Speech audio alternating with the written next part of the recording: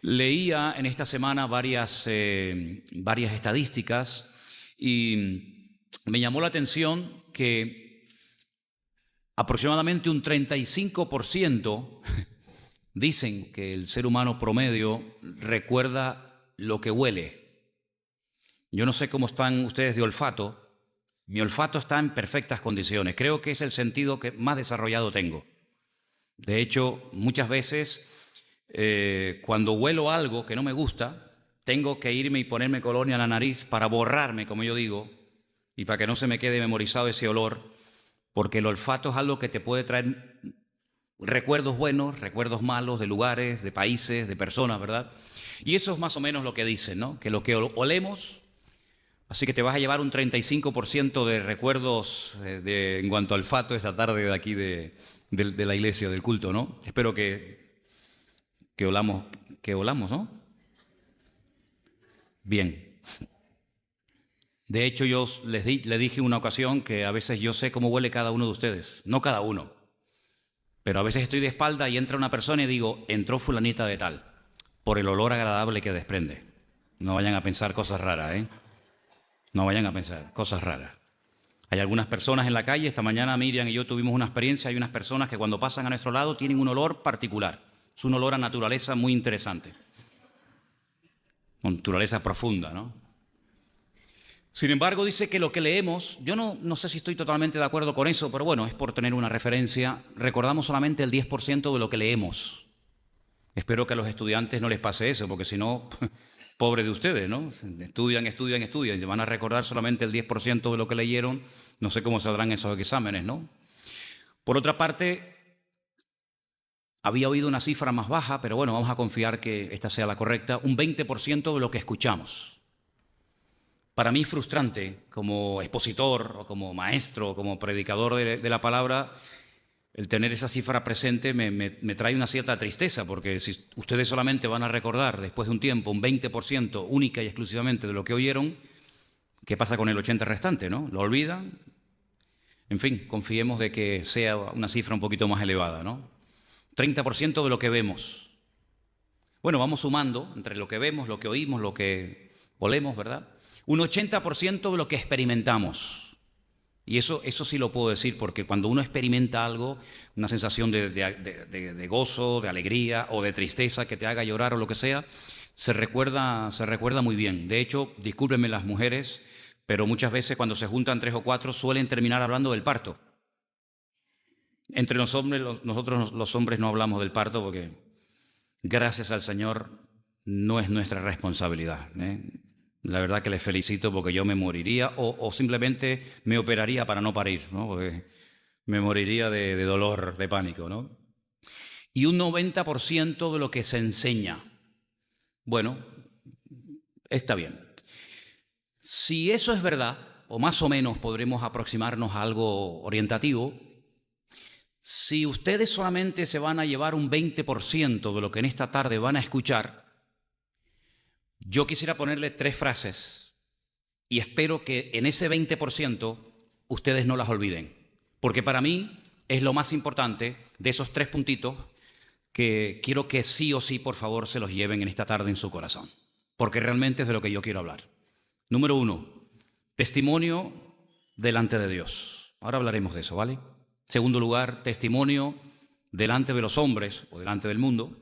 Y número 3, nuestro testimonio delante de la iglesia, o si lo prefieres, delante de los hermanos. ¿Lo podemos decir todos juntos, por favor? Nuestro testimonio delante de Dios. Número 2, nuestro testimonio delante de los hombres. Y número 3, nuestro testimonio delante de la iglesia. En cierto sentido, nuestra responsabilidad tiene estas 3 vertientes, ¿no? Estas 3 orientaciones. Tenemos que ser responsables ante Dios de nuestra vida, de nuestra conducta, de nuestra forma de vivir, es decir, nuestro testimonio delante de Dios. También somos responsables y tenemos que tenerlo muy en cuenta y bien presente en nuestra vida, cada vez que hablemos, que compartamos algo, que hagamos algo, tener presente que también tenemos que dar, en la medida de lo posible, un buen testimonio delante de los hombres, incluso de los que se niegan a creer, de los que rechazan el Evangelio, Y por supuesto, y no lo pongo en tercer lugar por ser menos importante, sino simplemente por guardar un orden, el testimonio, por supuesto, nuestro delante de la iglesia, delante de los hermanos. Hay un versículo que no voy a leer, solamente citarlo. Ustedes saben que hay muy pocos capítulos en la Biblia que tienen un tema monográfico, ¿vale? Es decir, capítulos que hablen solamente de un tema. Hay muy pocos, pero uno de ellos, el capítulo 11 de una carta que se llama la Carta a los Hebreos, trata acerca del tema de la fe. Es un capítulo muy bonito, es un capítulo muy, muy interesante. Se mencionan a un montón de personas, tanto hombres como mujeres, por supuesto, que por lo que hicieron o por lo que dijeron, por la forma como vivieron de cara a la galería, en su generación marcaron una diferencia. Y al final del capítulo, el penúltimo versículo del capítulo 11 de Hebreos, dice que todos estos alcanzaron un buen testimonio. Es decir, que aunque específicamente no se dice de Abraham, de Moisés, de José, de Jacob, otros personajes que ahí son mencionados, la conclusión a la que llega el autor de este capítulo es que todas estas personas, todos los que se mencionan en esa lista, alcanzaron un buen testimonio. Ahora, yo quiero hablar en esta tarde acerca de la importancia de lo que llamamos el testimonio. Vamos a ver en esta tarde algunos ejemplos de personas que por la forma como vivieron pasaron a la historia, y tenemos aquí en la Biblia el relato de personas que tuvieron un buen testimonio. A veces el testimonio que tenían era delante de los inconversos, a veces el testimonio era única y exclusivamente delante de Dios y por consecuencia delante de los hermanos, pero vamos a ver en esta tarde algunos versículos interesantes. Ahora, partimos de la base, 1 de Juan 2:6, que nosotros en nuestra vida tenemos una máxima, algo que no es algo opcional, sino algo que es un imperativo. 1 de Juan capítulo 2, versículo 6 dice, el que dice que permanece en él debe andar como él anduvo. Repito, el que dice que permanece en él o que pertenece a él debe andar como él anduvo. Tenemos muchísima información sobre la vida y el comportamiento y el testimonio público que dio Jesús. Muchísima información. Por supuesto no tenemos toda. Una vida tan completa, una vida tan extraordinaria como la de Jesucristo es imposible. De hecho, Pepita, después del culto del jueves, me recordaba ese versículo de Juan, que de una forma metafórica, él dice que, Juan dijo, si se hubiesen escrito todas las cosas que Cristo dijo, todas las cosas que Cristo hizo, él da una opinión, ¿no? Y no es una exageración, es simplemente una especie de metáfora. Dice, pienso que no cabrían los libros en el mundo. Evidentemente, hay muchísimas cosas de la vida de Jesús que no conocemos. Realmente tenemos mucha información de los últimos 3 años de su vida, desde los 30 hasta los 33, y pequeños detalles acerca de su infancia y nada más. Hay un vacío de información de la vida de Cristo muy amplia y ahí ya pues empieza la gente a especular y a opinar, pero realmente en cuanto a datos, los 3 últimos años de Cristo tenemos muchos, pero del resto muy pocos. Sin embargo, la Biblia nos enseña que durante esos 3 años, años tremendamente intensos, donde no paró de viajar y de compartir y de enseñar y de ministrar a la gente, pues marcó una diferencia que hasta el día de hoy, 2000 años después de su vida, seguimos hablando de él. Para que os deis cuenta que no fue un personaje normal y corriente de la historia, sino fue un personaje único e irrepetible. Si no ha habido jamás en la historia, créanme, pueden estudiar las biografías de quien ustedes quieran. A mí me gusta mucho estudiar las biografías de muchísima gente y no hay nadie que se le pueda comparar en cuanto a su enseñanza, en cuanto a su ejemplo, en cuanto a su testimonio, la profundidad de su filosofía. Vamos, nada que ver con los estoicos y epicúreos de Grecia, ni mucho menos. La vida de Cristo fue una vida realmente espectacular. Y una de las cosas que la Biblia nos dice acerca de él es que dio un buen testimonio delante de los hombres, delante de su padre, delante de sus discípulos, etcétera, etcétera. Una de las, vamos a decir así, una de las cosas que tenemos nosotros entre comillas en contra como cristianos, no hoy en día, sino a lo largo de estos últimos 2000 años, es que nosotros no vivimos aislados de la sociedad. Hay un momento en la historia en el que algunos cristianos consideraban que para poder vivir una vida santa, una vida digna, una vida correcta, tenían que aislarse de la sociedad.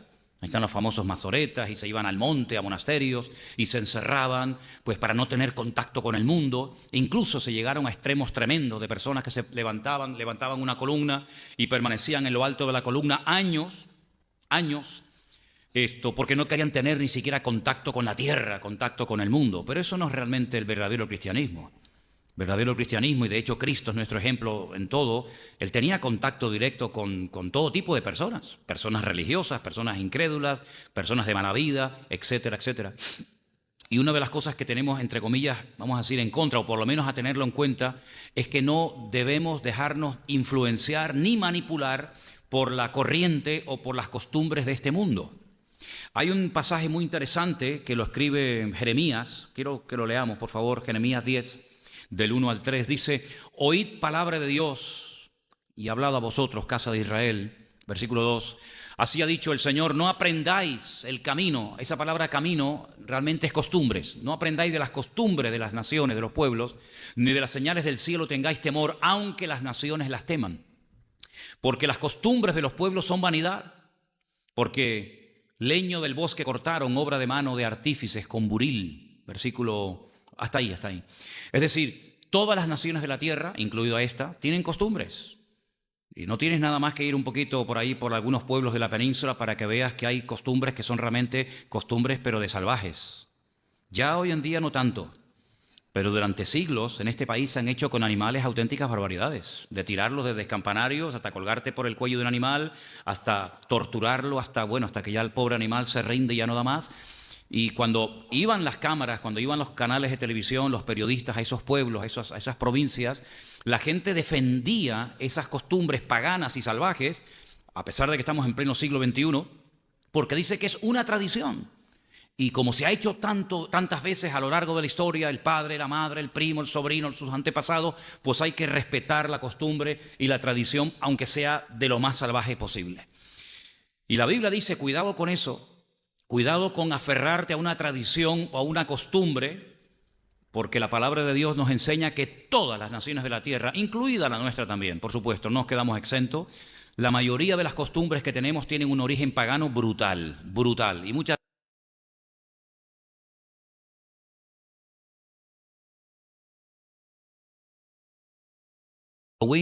y otras fiestas que tú dices, bueno, si realmente supiéramos de dónde viene esto y por qué se hacía esto, te puedo asegurar de que muchos padres no permitirían que sus hijos tomaran parte activa de estas celebraciones. La Biblia nos advierte, cuidado con ciertas y determinadas costumbres que tienen un trasfondo espiritual más de lo que te puedas imaginar. Nosotros sí o sí, hermanos, y lo tenemos clarísimo, hemos sido llamados a marcar una diferencia. El cristianismo es algo diferente. Es algo que va contra la corriente de este mundo. De hecho, la Biblia, lo habéis leído en la lectura esta tarde en Efesios 2, habla acerca de la corriente de este mundo. Si hay una corriente, hay un estilo de vida, hay una filosofía, hay una forma de vivir, de actuar, de comportarte, que nosotros como cristianos muchas veces chocamos frontalmente contra ella. ¿Por qué? Porque no cabe la menor duda de que si quieres ser luz, como dice la Biblia que tenemos que ser, y si quieres ser la sal de este mundo, como también dice la Biblia que debemos de ser, no nos queda otro remedio que pararnos y decir, yo de esto no voy a participar. Lo siento mucho, aunque mi familia se me ponga en contra, aunque los amigos me llamen absurdo, ridículo, anticuado, etcétera, etcétera, hay ciertas y determinadas cosas de las cuales nosotros, por guardar un buen testimonio delante de Dios, por querer marcar una diferencia delante del mundo y delante de los hermanos, hay ciertas y determinadas cosas que digo, no, conmigo no cuenten con eso. Lo siento mucho, si ustedes no me respetan a mí, yo lo lamento, pero la Biblia dice, Romanos 12:2, dice, no os adaptéis, no os conforméis a la estructura del mundo. Literalmente dice, no os conforméis, no os adaptéis, dice otra versión, a este siglo, sino transformaos por medio de la renovación de vuestro entendimiento para que comprobéis cuál es la buena voluntad de Dios, agradable y perfecta. La corriente de este mundo, la filosofía, el estilo de vida de este mundo es algo que te atrapa, no te das cuenta, y claro, como a veces te sientes solo en medio de la gran masa, pues a veces la gente no quiere complicarse la vida y dice, bueno, venga más, pues yo también lo hago, venga, yo también lo digo, venga, yo también participo. Pero como cristianos tenemos que tener las ideas claras. Y para eso tenemos un manual que se llama la Biblia, que todos lo tenemos a nuestro alcance en nuestro propio idioma, Y podemos estudiarlo y podemos leer y podemos llegar a la conclusión de que hay ciertas modas, hay ciertas tradiciones o ciertas celebraciones o ciertas fiestas que, aunque formen parte del folclore y de la idiosincrasia y de la cultura de mi pueblo, de mi tierra, de mi ciudad, lo siento mucho, como cristiano no me puedo meter en esa corriente porque he decidido agradar a Dios, y si quiero agradar a Dios, a veces no me quedará más remedio que tener que desagradar a ciertas y determinadas personas. Ahora, quiero que leamos en la Biblia algunos textos de personas que marcaron una diferencia porque tuvieron un buen testimonio. Y mira tú por dónde el libro de los Hechos nos habla acerca de un militar, de un centurión romano llamado Cornelio. En Hechos capítulo 10, versículo 22, este hombre de origen italiano, pero que estaba destinado en Israel, dice la Biblia de él lo siguiente. Cornelio, o dijeron, Cornelio el centurión es un varón justo, temeroso de Dios, sí, que respeta a Dios, ¿vale? Que tiene buen testimonio en toda la nación de los judíos. Oye, esto es tremendo, ¿eh? En todo el país.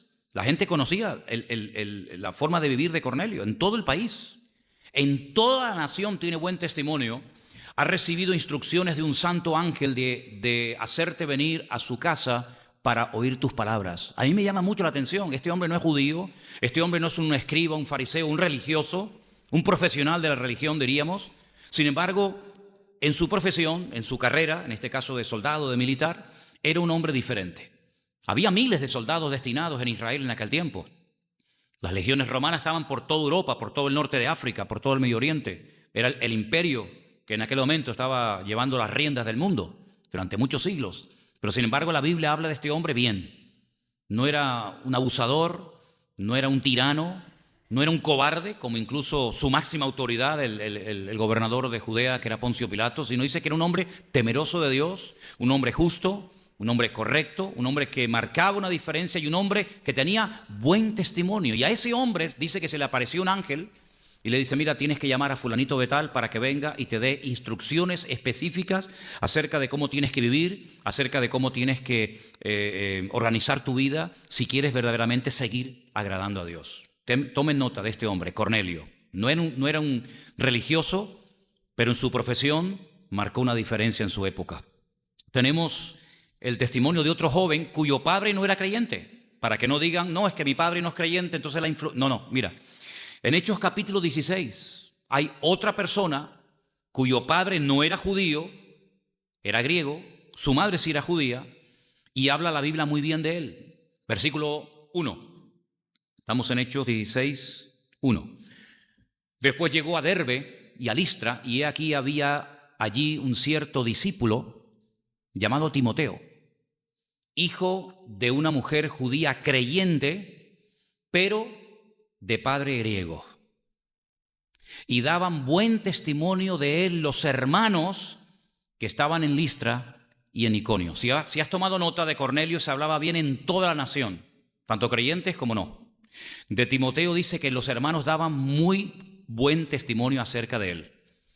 Le dieron tan buenas referencias a Pablo acerca de Timoteo, que a pesar de que su padre no era judío, practicante, su madre sí, Pablo dice, mira, vente conmigo.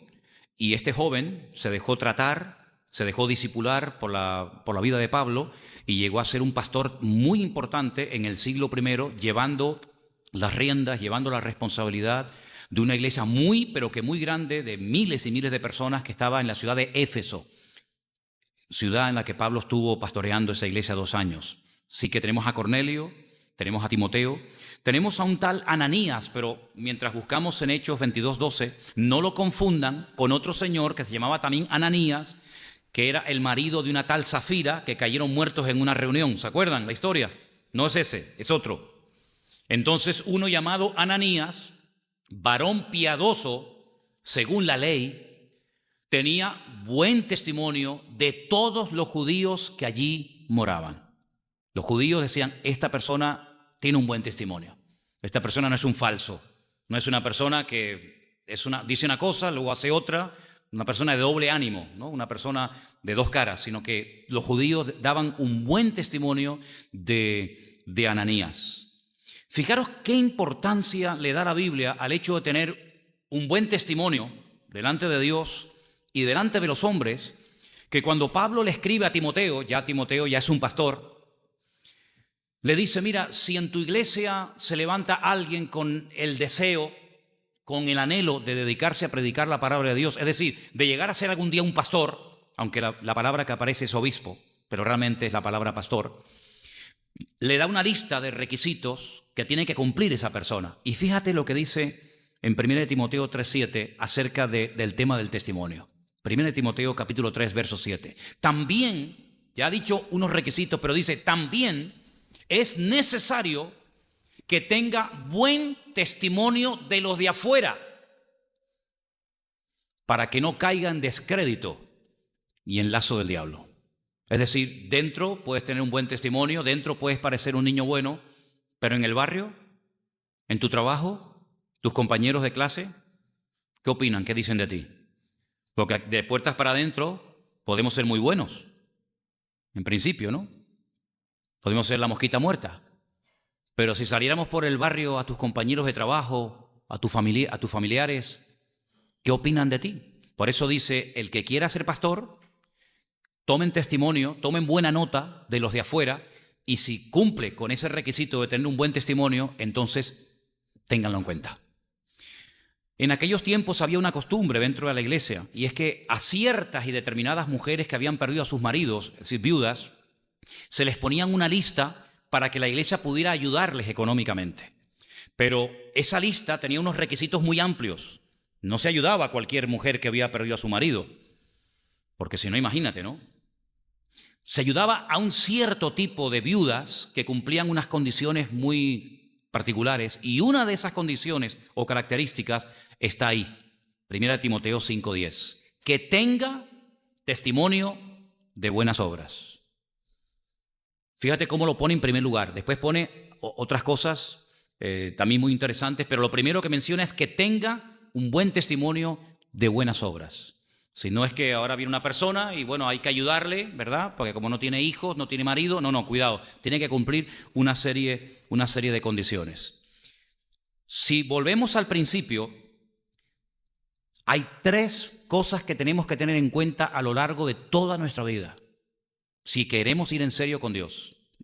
Y es nuestro buen testimonio delante de Dios, nuestro testimonio delante del mundo o de los hombres, de los que no creen, y nuestro testimonio delante de la iglesia o delante de los hermanos. Todo lo que hagas, todo lo que digas, ten siempre presente estos 3 puntos. ¿Qué testimonio yo voy a dar delante de mi Dios haciendo esto? Estando en este lugar, viendo esta cosa, adquiriendo este objeto, viendo esta película, visitando este sitio, etcétera, etcétera. ¿Qué testimonio, qué imagen voy a proyectar delante de Dios? Por supuesto que Dios sabe lo que hay en el corazón, está más claro que el agua. Dice la Biblia que podemos engañar y podemos burlar al hombre, pero delante de Dios estamos, dice, desnudos. Pero eso no significa de que no tengamos que tener cuidado de decir, bueno, vamos a ver, el tipo de vida que yo estoy llevando agrada a Dios. Dios puede dar la cara por mí. Dios avala mi actitud. Dios puede decir, este da buen testimonio, esta persona es coherente, esta persona realmente es lo que dice que es. Hay casos en la Biblia de personas por las cuales Dios los avaló. Por ejemplo, tienen el caso de Noé. La Biblia dice que él vivía en una sociedad corrupta, depravada, pero a la máxima potencia. Violencia y agresividad por todas partes. Que dicho sea de paso, Jesús dijo que en los últimos tiempos, y ya estamos en esa recta final de los tiempos, dice que volveríamos a vivir como en los días de Noé. O sea, hay una violencia y hay una agresividad allá afuera brutal, si no se pueden ni imaginar. Este país se ha vuelto loco. Yo no sé si ustedes están al corriente, pero hay momentos en los que uno dice, mira, apaga la televisión porque es que esto es un parte de guerra. Ya se ha llegado a extremos que padres, madres, matan a sus hijos. Vamos, que eso es una cosa que hace años era impensable, ¿no? Que una madre mate a un hijo. En todo caso, una madre se dejaba matar por salvar a sus hijos, pero es que hemos llegado a extremos tremendos, ¿no? Y si hoy oyes una cosa que te impacta y te deja alucinado, no te preocupes que mañana va a venir una noticia peor y va a superar la anterior. Y si no, bueno, no te animo a que lo hagas, pero si ves el telediario o las noticias cada día, es una cosa realmente brutal, donde ya padres contra hijos, hijos contra padres, el chico, los maestros, no sé, es una cosa realmente tremenda. Bueno, pues en una generación muy parecida o peor que la nuestra, le tocó vivir a este señor, a Noé.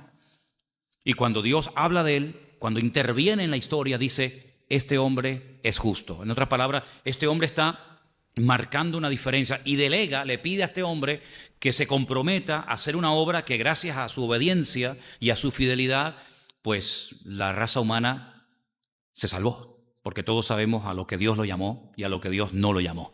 Y cómo supo involucrar a su familia y a sus hijos, y cómo este hombre se la jugó y le importó que fuera el centro de las burlas y de la crítica de su época. Él marcó una auténtica diferencia. Y Abraham exactamente lo mismo, y José en Egipto exactamente lo mismo. Imagínense cómo tenían que ser las cárceles en aquellos tiempos, pero dice que José era diferente. Y como esclavo era diferente. Y entre sus hermanos era diferente. Y tenemos a Daniel viviendo en Babilonia. Babilonia, la palabra Babilonia viene de la palabra Babel, que significa confusión. Era un reino de depravación, de idolatría, de una soberbia terrible. Estudian la historia de los caldeos, estudian la historia de Babilonia, estudian la historia de los reyes, Belsasar, Nabucodonosor, etcétera, etcétera. Y aquello era terrible. Pero allá había un hombre que junto con otros era diferente. Era distinto, marcó una diferencia. Dice que desde el primer momento que lo llevaron cautivo, él no fue de vacaciones, a él lo llevaron a la fuerza, obligado a Babilonia, cautivo, mataron a sus padres, probablemente lo castraron para poder vivir en el palacio del rey, queman su templo, intentan desprogramarlo, le cambian el nombre, etcétera, etcétera, etcétera. Dice que él propuso en su corazón no contaminarse. Es decir, mira, a mí no me van a manipular. Si quieren me cambian el nombre, me cambian la comida, me cambian la ropa, háganme lo que quieran por fuera, pero por dentro él mantuvo su integridad, su buen testimonio delante del Señor. Y dice que llegó un momento en el que la envidia es siempre algo terrible, la envidia, los celos de los que estaban a su alrededor dijeron, bueno, este hombre no tiene ni vicios, no es que no hable mal, no es que sea es que no tiene ni vicios, y esa palabra aparece en la Biblia. Ni un vicio tiene, por ahí pillarlo y dice, mira, tienes este vicio, aquel o otro. Dice, mira, la única forma en la que podemos destruir a este hombre es con algo en su relación con Dios. Y dice que dieron un edicto de que durante un tiempo no se podía orar, no se podía, ¿verdad?, elevar ninguna petición, ninguna oración a ningún Dios. Y por ahí lo cogieron porque él dijo, bueno, ustedes a mí no me van a prohibir orar, ustedes a mí, por mucho decreto que se haya firmado, no me van a impedir que yo tenga comunión con Dios. Y bueno, saben que si Dios no lo protege, por poco pierde la vida porque lo lanzaron a un foso lleno de leones hambrientos, pero Dios lo protegió de una forma sobrenatural. Es decir, que el medio ambiente, sí, ejerce una influencia tremenda, pero nosotros hemos sido llamados a tener un buen testimonio delante de Dios, delante del mundo y delante de los hermanos. ¿Cuántos dicen amén? Así que eso de que, bueno, yo no tengo que rendirle cuentas a nadie, yo hago lo que me da la gana, yo soy muy grandito, a mí ni mi padre, ni mi madre, ni fulano, eso realmente no es de Dios. Nosotros partimos de la base de que la gente nos observa, la gente nos mira y como dice el refrán, una imagen pues vale más que 1000 palabras, ¿verdad? Y de nada sirve que digamos que yo tengo una fe tremenda en Dios, de nada sirve que digamos que yo creo mucho en Dios, que leo su palabra, que Dios ha cambiado mi vida. Si luego tu vida no avala tus palabras, pues realmente no sirve absolutamente de nada. Ahora, hay un versículo que muchas veces se ha malinterpretado en la Biblia, y es ese versículo que todos ustedes seguramente conocerán de memoria, que dice, todo me es lícito, ¿cómo dice? Pero no todo conviene. Es decir, ¿quién me prohíbe a mí salir esta tarde y comprar droga y drogarme? ¿Quién me prohíbe a mí? ¿Ustedes me lo van a prohibir? ¿Ustedes me lo van a prohibir a mí? ¿Quién te prohíbe a ti no salir esta noche y engañar a tu mujer o a tu marido? ¿Quién te prohíbe a ti el salir esta noche y coger una borrachera, llegar a tu casa, insultar a tus hijos y golpear a tu mujer? ¿Quién te prohíbe? Es decir, el que se puedan hacer ciertas y determinadas cosas no significa que nosotros vamos a hacerlas. ¿Por qué? Porque quiero guardar mi testimonio delante de Dios, porque quiero guardar mi testimonio delante del mundo y porque quiero guardar mi testimonio delante de los hermanos. Y cada cosa que haga, cada cosa que diga, cada cosa que tenga pensado hacer o no hacer, tengo que tener en cuenta estas 3 palabras que les acabo de comentar. ¿Qué va a pensar mi Dios? ¿Cómo voy a ofender yo a Dios haciendo tal y tal cosa? ¿Qué testimonio le voy yo a dar a la gente que le he hablado de Cristo en el mundo? ¿Qué testimonio le voy a dar yo a los hermanos, sobre todo a los que están empezando, que tienen tal vez mi vida como una especie de punto de referencia, ¿verdad? ¿Qué testimonio le voy a dar a esas personas? ¿Qué ejemplo le voy a seguir? ¿Quisiéramos que nuestros hijos nos imitaran? ¿O no? Como decían aquellos hace años, una auténtica barbaridad, pero lo llegaron a decir y a enseñar. Hagan lo que nosotros les decimos, pero no lo que nosotros hacemos. Y así levantaron una generación de gente que pasa de la religión, que pasa de Dios, que pasa de la Biblia, que pasa de todo, porque meten en el mismo saco a todos y creen que Dios es el culpable de esos abusos, de esa manipulación y nada que ver, nada más lejos de la realidad. Nosotros como cristianos tenemos que partir de la base de que hemos pasado, como dice la Biblia, y son términos de la Biblia, tengo que utilizarlo, de muerte a vida, de ser hijos de las tinieblas a ser hijos de luz.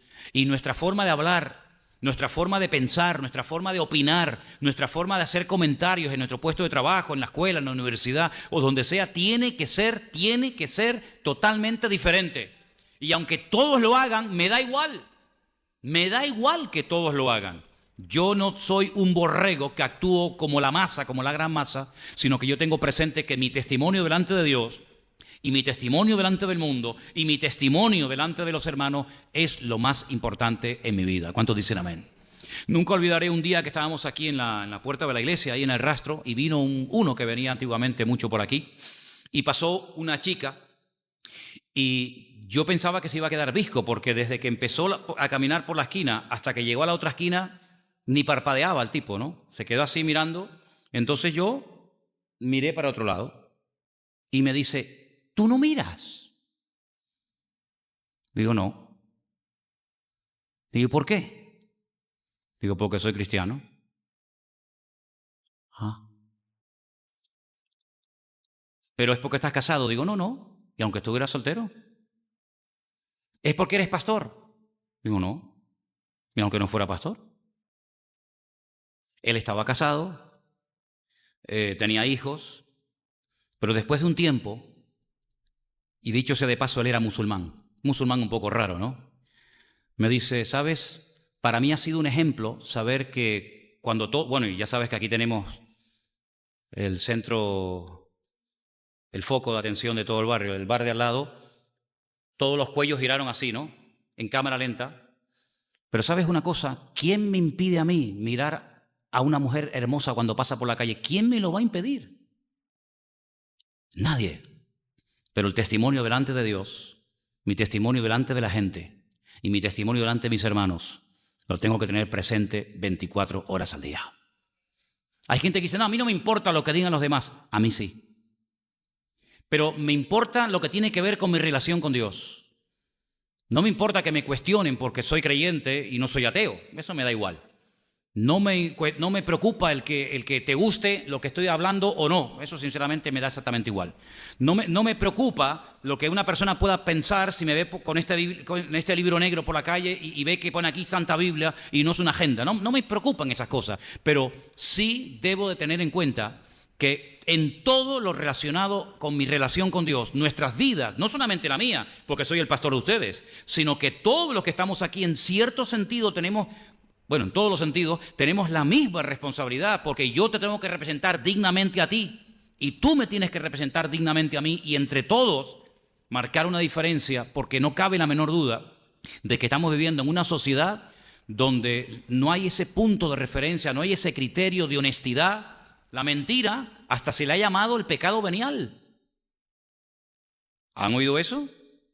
¿O yo soy de una generación de la prehistoria? De toda la vida siempre se decía, bueno, la mentira, eso es algo venial, ¿no? Estaba el venial y estaba el, ¿cuál era el otro? El mortal. Mira cómo lo sabe. El mortal y el venial. Sin embargo, yo leo en la Biblia y todas las Biblias del mundo son iguales. No, claro, que la de ustedes, déjate de historias. Todas las Biblias del mundo son iguales, dicen que los mentirosos no entrarán en el reino de los cielos. Es decir, que si tú para mantener tu puesto de trabajo, para que no te pillen, para pasar desapercibido, tienes que mentir, pues perdona que te lo diga, eso delante de Dios es exactamente igual que cualquier otro pecado. Lo que pasa es que nosotros hemos hecho el pecado blanco, el pecado negro, lo grande, lo pequeño. Porque en el fondo, la persona que miente, la persona que manipula, la persona que oculta verdades, es una persona que tiene temor, tiene una inseguridad a que se descubra la verdad. Y nosotros como cristianos y como hijos de Dios no tenemos que tener ningún temor de nada ni de nadie, porque cuando uno se arrepiente y pide perdón delante del Señor, Dios perdona siempre y olvida siempre nuestro pecado. ¿Cuántos dicen amén? Pasa que hay gente que le preocupa mucho qué va a pensar la gente de ellos. Eso que llaman la autoestima. ¿Qué van a pensar ahora mis amigos si saben que yo fui esto? Sí. ¿Qué van a pensar en mi familia si saben que yo hice tal cosa? Bueno, ¿sabes una cosa? Hay gente que se preocupa muchísimo, más de lo que deberían, de mantener la imagen de cara a la galería, pero ojalá tuvieran la misma preocupación por mantener su testimonio delante de Dios. Porque a veces podemos ser gigantes, podemos ser importantísimos, podemos ser gente buenísima delante de los hombres, pero delante de Dios nuestra vida, repito, está desnuda y Él sabe realmente lo que somos. ¿Y cuántas veces hemos oído en televisión personas que dicen, pero si era un buen chico, era muy educado y todas las mañanas saludaba y era una persona muy amable y me ayudaba con las bolsas de la compra cuando me veía cargada? Y después te enteras de que mató a la madre, mató al padre, mató a la mujer, mató a los hijos. Si de cara a la galería era un buen hombre, de cara a la galería era una buena persona, pero yo creo que ya es hora de preguntarnos, y delante de Dios, ¿qué somos delante de Dios? Saben, hay una persona en el Antiguo Testamento, una de las primeras que se menciona, que cuando Dios le pregunta, ¿dónde está tu hermano? ¿De quién estoy hablando? De Caín. ¿Dónde está tu hermano? Esa soberbia típica de Caín le dice, ¿soy yo acaso guarda de mi hermano? Pues sí, tú deberías de preocuparte por la vida de tu hermano. Y no lo has hecho. Lo has matado, lo has asesinado, has derramado sangre inocente. A él no le importaba lo que Dios pensara de él. Él no tenía ningún remordimiento de conciencia por lo que acababa de hacer. Incluso hasta de una forma soberbia y arrogante, habla con Dios. ¿Soy yo acaso guarda de mi hermano? Como diciendo, ¿a mí qué me importa dónde está la vida de mi hermano? Sin embargo, vemos en la Biblia que nosotros tenemos que tener el anhelo de preocuparnos por la vida de la persona, dándole sobre todo un buen testimonio y dándole un buen ejemplo. Y os digo algo más. Si ustedes analizan la vida de Pablo, el apóstol Pablo, ¿vale? Una persona cuya meta en la vida era ganar, alcanzar al mayor número posible de personas con el mensaje del Evangelio, explicándoles las profecías que se habían cumplido, etcétera, etcétera. Hay un momento en el que él se da cuenta de que hay como una especie de lucha, de confrontación entre los que llama la Biblia los gentiles y los judíos. Me explico. Los gentiles eran personas que no eran de origen judío, personas que tenían otras costumbres, otro régimen alimenticio, personas que tenían otra forma de vida. Los judíos eran muy estrictos, no podían comer ciertos y determinados alimentos, etcétera, etcétera. Y él se dedicó la mayor parte de su tiempo a evangelizar, a alcanzar gente, digamos, de origen pagano, que no eran judíos. Y él llegó un momento en el que dijo, mira, ¿sabes qué? Si ciertos y determinados alimentos que para ustedes son normales comerlos, pueden llegar a ser una piedra de tropiezo para esta gente que tiene otro tipo de conciencia o de concepción de la vida, pues te abstienes de hacerlo. Hasta por la comida, fíjense, algo tan, ¿verdad?, que no tiene tanta importancia. Hasta por la comida, el apóstol Pablo estaba dispuesto a decir, bueno, si yo voy a comer esto y te va a hacer a ti tropezar o te va a hacer a ti sentir mal, pues ¿sabes qué? No lo voy a hacer. Uno puede decir, bueno, ¿y a mí qué me importa? Si se siente mal, si me ve a mí comer esto. Pero ¿sabes qué? El apóstol Pablo era una persona con una mente tremendamente amplia. No era una persona cerrada de mollera. Una persona que yo hago las cosas aunque ofenda a media humanidad. No, cuidado. Nosotros tenemos que tener en cuenta, vuelvo a repetir, nuestro testimonio delante de Dios, nuestro testimonio delante del mundo, que nos mira, aunque tú no lo creas, más de lo que te imaginas, y nuestro testimonio delante de los hermanos. Y Pablo dijo, si esta comida que acaba de ser presentada a un ídolo, porque en aquellos tiempos los carniceros, digamos, pues cuando iban a vender su carne en el mercado, previamente la sacrificaban a un ídolo. Y así mataban dos pájaros de un tiro, ¿no? Presento el sacrificio a Baal, al dios de turno, y a continuación la troceo y vendo la carne y así saco un dinero. Pablo decía, bueno, y este señor ha presentado este animal, este sacrificio, ¿ante quién? Ante el dios Baal. Y Pablo decía, ¿y Baal quién es? Y Baal es un muñeco. ¿Qué son los ídolos del mundo, hermanos? Lo tenemos más claro que el agua. No hay que ser muy inteligente para saber que cualquier ídolo, cualquier imagen que tú me menciones, tiene ojos y no ve, tiene boca y no habla, tiene manos y no toca, tiene pies y no camina. Cualquiera, me da igual. Los ídolos de Venezuela, los de Colombia, los japoneses, los hindúes, me da exactamente igual. Todos tienen un denominador común. Son ídolos hechos por las manos del ser humano, que le ha dado forma de mujer, le ha dado forma de hombre, con un brazo, con 8 brazos, con trompa de elefante, me da igual, pero todos son obras de alguien que los ha hecho. Y Pablo decía, si esta persona acaba de matar una vaca y la ha presentado a su Dios para mí no es nada, es un ídolo muerto, mudo, que no tiene poder ni para hacer daño ni para hacer bien. Esta era la mentalidad que este hombre tenía, y yo estoy 100% de acuerdo con él, no sé tú. Pablo decía, pero yo cuando oro, nosotros tenemos la costumbre de orar y dar gracias al Señor antes de los alimentos, ¿sí o no? ¿Sí? ¿Sí o no? Lo decíamos el jueves. Y yo oro y le digo, Señor, gracias por esta comida que hoy has puesto delante de mi mesa. Yo creo que cuando yo oro a mi Dios que me oye, que está vivo, que no lo he formado yo con mis manos, sino al revés, es Él el que me ha dado la vida y no yo la vida a Él, ¿verdad? Pues yo creo que Dios bendice esos alimentos. Y yo no te quiero decir lo que yo he comido cuando he viajado por ahí. Algunos de ustedes, vamos, ni se atreverían a tocar eso. Pero a mí me han dado cosas que, bueno, me las he comido. ¿Por qué? Porque ese día es lo que Dios me ponía delante para comer. Yo sé que hay algunos que ven un pelo y ya, vamos, se vomita, ¿no? Hay gente que... A mí me da igual, yo no tengo escrúpulos ninguno en ese sentido.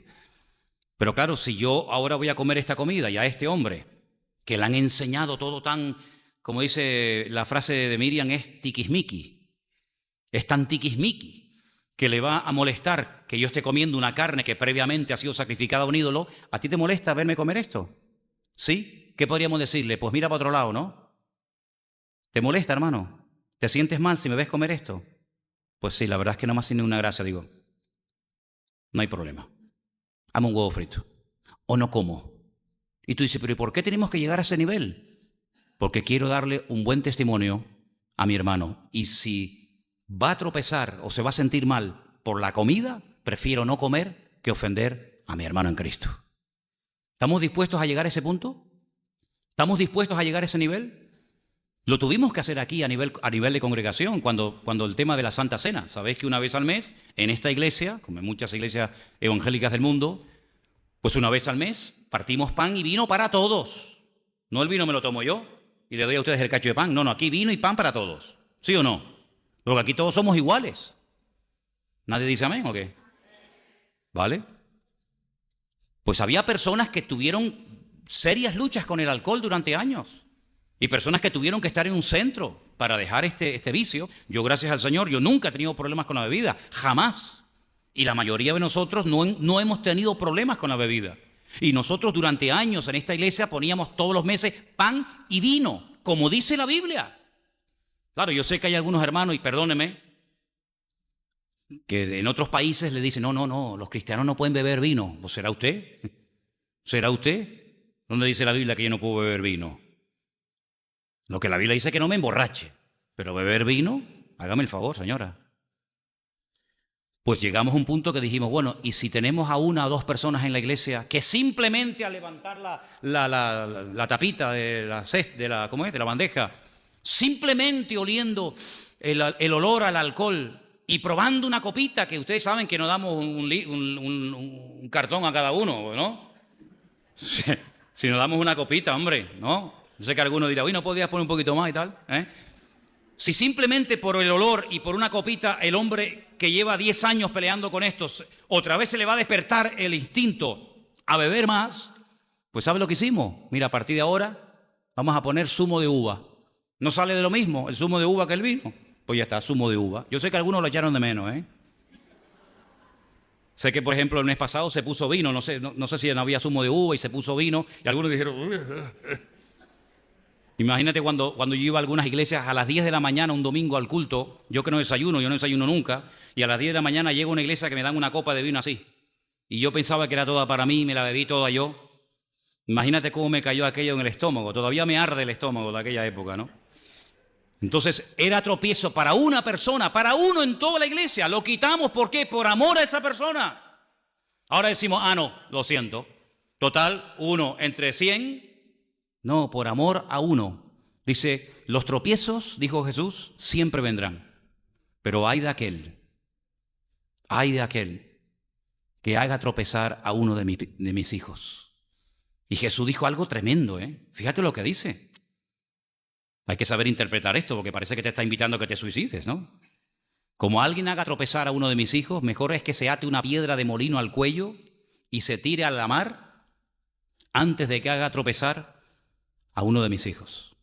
Y por eso, qué cuidado tenemos que tener cuando hablamos ciertas y determinadas cosas en casa delante de los niños.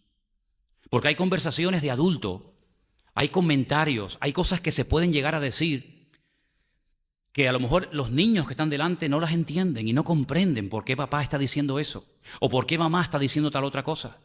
Y tenemos que tener cuidado del testimonio que le estamos dando. Dice la Biblia que este Timoteo, del cual hemos hablado un poquito esta tarde, lo hemos mencionado, que Pablo dice, la fe que ahora tienes, Timoteo, primeramente habitó en tu abuela Loida y posteriormente en tu madre Eunice. Y ahora en ti también. Es decir, la abuela le traspasó la fe, el ejemplo, el buen testimonio a la hija. Y la hija a su hijo y así sucesivamente. ¿No te das cuenta en la Biblia cuando dice el Dios de Abraham, el Dios de Isaac, el Dios de Jacob? Es decir, no era que papá amaba mucho a Dios, pero claro, era un desastre, nos trataba a todos como si fuéramos animales. Y los hijos dijeron, yo paso de este Dios, sino que llegaron a enamorarse, llegaron a amar al Dios de su papá. Porque era un Dios de amor, era un Dios de paz, no era un tirano, no era un cruel. Y por eso yo creo que tenemos que tener presente estos 3 puntos en nuestra vida. Mira, si eso de recordar el 20% es verdad, quiere decir que yo me pegaba aquí, no sé cuánto llevo ya, yo no sé si llevo media hora, 3/4 de hora, yo no sé lo que voy a hablar. Pero si solamente van a recordar el 20%, pues mira, nuestro testimonio delante de Dios. Segundo, nuestro testimonio delante de los hombres. Y tercero, nuestro testimonio delante de la iglesia. 15% y el 5% déjamelo para el final. Cuando salgas por esa puerta, hasta el día jueves, no nos volveremos a encontrar. Bueno, yo no estaré porque el martes me voy a Israel. Pero todos vamos a estar, ustedes sobre todo, desde hoy hasta el jueves, sin vernos, prácticamente, sin reunión. Algunos hasta el próximo domingo no volverán por aquí, si es que vienen. ¿Sabes una cosa? Nuestro cristianismo no se puede vivir única y exclusivamente de puertas para adentro. Porque el tiempo que pasamos aquí es tan corto en proporción al tiempo que pasamos fuera. Mira, esta reunión ha empezado hoy a las 6:30. ¿No tienen ustedes una sensación un poco rara con este cambio de horario? Yo estoy raro esta tarde, ¿verdad? ¿Sí? ¿Me ven raro? Sobre todo cuando nos levantamos esta mañana.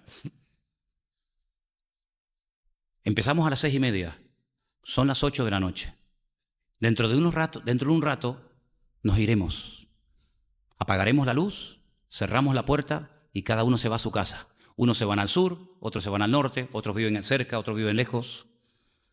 ¿Cómo va a ser nuestra vida mañana cuando no estemos con los hermanos? La mayor parte del tiempo mañana la vamos a pasar con gente que no son la mayoría de ellos cristianos. Recuerda esto mañana. Cuando empiecen a contar cosas que no edifican, cuando empiecen a criticar al jefe otra vez, no entres al trapo. No entres al trapo. Mira, yo no estoy aquí para quejarme. Yo estoy aquí para ser una persona diferente, con mi vida, con mi testimonio, con mis comentarios. Cuando vayas mañana a la universidad, o a tu trabajo, o a donde vayas, recuerda esto. Aunque no lo veas, Él sí te ve a ti. Aunque no lo oigas, Él siempre te oye a ti. Y estoy refiriéndome a Dios. Siempre por encima de nuestra cabeza hay un Dios que nos ve y hay un Dios que nos oye. Aunque no haya un hermano, aunque no esté el pastor, aunque no esté fulanito o menganito, recuerda que nuestra vida delante de Dios está desnuda. No seas igual que los demás, marca una diferencia, sé distinto, sé diferente. Quiero solamente terminar poniéndote el ejemplo de Pedro. Dice que cuando se separó del Señor, y al Señor se lo llevaban los romanos para crucificarlo, ¿verdad? Cuando Pedro se juntó con malas compañías, se comenzó a comportar como ellos. Llegó a negar a Cristo. En el jardín de Getsemaní, mira, si ustedes, los que han estado conmigo en Israel, saben que desde el huerto de Getsemaní hasta la casa de Caifás, ¿qué puede haber? ¿2 kilómetros? Más o menos. En esos 2 kilómetros, El Pedro del jardín de Getsemaní es completamente diferente a Pedro cuando lo encontramos allí en la casa de Caifás. Allí se saca la espada y dice: Señor, tranquilo que yo estoy contigo y te voy a defender. Le corta la oreja a uno, que no le cortó la cabeza de milagro. Aunque todos te abandonen, yo nunca te abandonaré. Tú tranquilo, cuenta conmigo. Hasta la muerte estoy dispuesto a ir contigo. Lo ves allí en plan valentón. En 2 kilómetros, llega allí y le dice a una chica delante de todo el mundo: ah, mira, este que tiene el acentito ese de los Galileos, de la gente del norte, este es uno de ellos. Y Pedro dijo: calladita, yo no conozco a ese hombre. Pasa un rato y la chica vuelve a decir: pero ¿cómo que no? Pero si le estamos oyendo hablar y hablas con el mismo acento, con el mismo deje, hablas exactamente igual que el Galileo, hablas exactamente igual que él. 3 veces le llegó a negar. Oye, ¿pero qué le pasó? De estar en un lugar con una valentía, una osadía tremenda, utilizando armas carnales para defender a Cristo, y ahora te lo ves allí asustado, negando al Señor.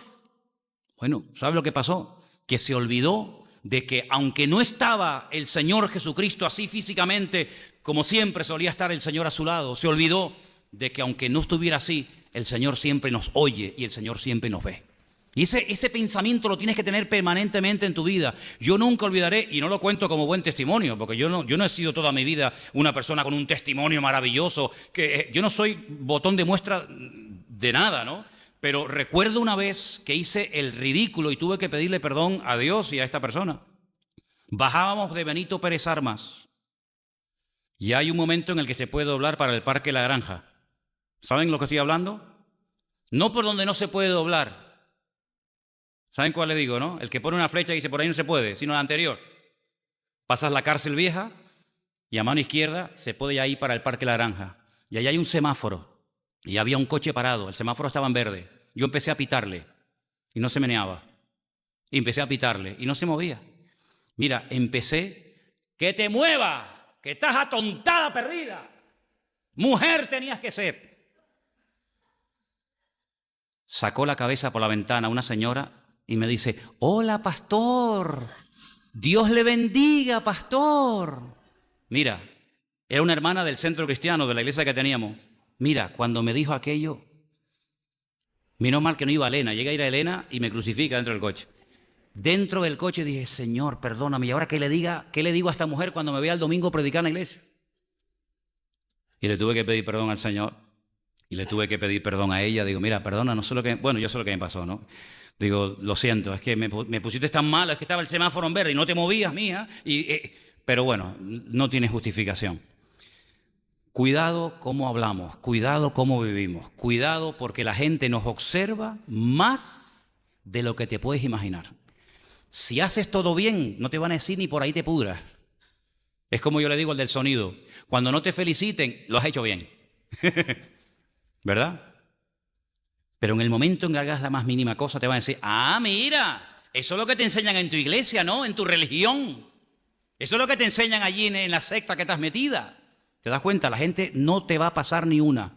Pues como lo sabemos, vamos a pedirle ahora al Señor que nos ayude a vivir toda esta semana con un buen testimonio delante de Dios, con un buen testimonio delante de la gente y con un buen testimonio delante de los hermanos. ¿Les parece? ¿Estamos de acuerdo? Ok, cierra tus ojos y oramos al Señor. Aleluya.